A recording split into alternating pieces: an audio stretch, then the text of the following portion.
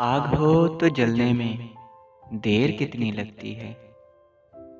बर्फ के पिघलने में देर कितनी लगती है।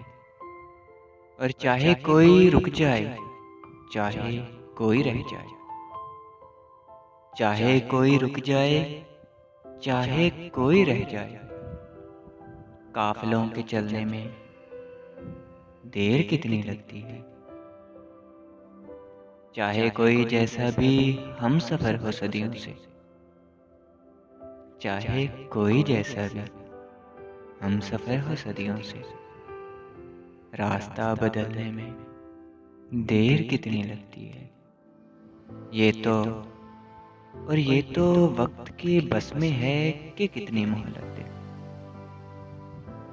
ये तो वक्त के बस में है कि कितनी मोहलत दे, वरना वक्त ढलने में देर कितनी लगती है। मोम का बदन लेकर धूप में निकल आना, मोम का बदन लेकर धूप में निकल आना, और फिर पिघलने में देर कितनी लगती है।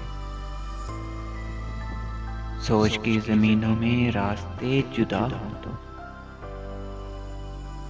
सोच की जमीनों में रास्ते जुदा हों तो, दूर जा निकलने में देर कितनी लगती है।